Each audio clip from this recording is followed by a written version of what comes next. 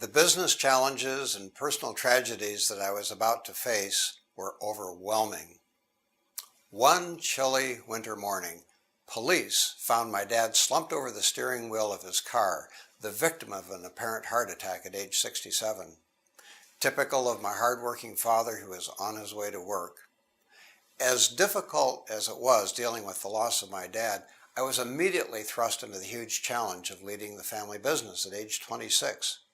I couldn't believe what happened next. Only a few months later, in the middle of the night, our factory burst into flames and nearly burned to the ground. These two events were overwhelming. I had always been able to depend on my own strength and abilities, but now my confidence was deeply shaken. I wasn't sure where to turn. God seemed so far away. Where was he?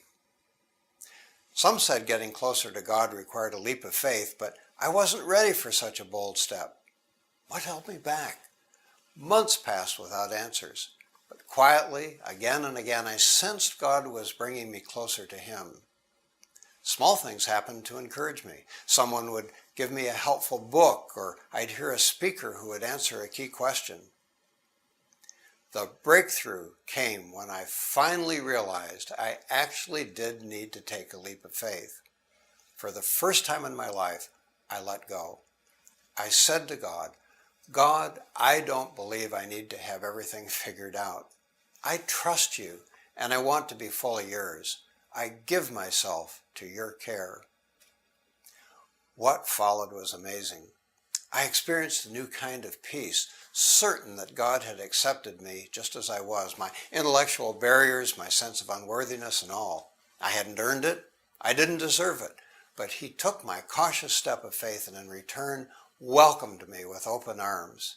He was no longer distant, and though there was much I had yet to understand, I was convinced that I finally had connected with God in a new way. At this critical time in my life, I understood very little about the profound change that was taking place.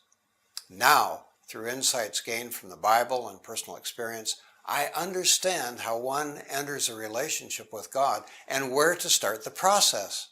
And it would be my honor to share that with you now. First, we have to understand what is sin.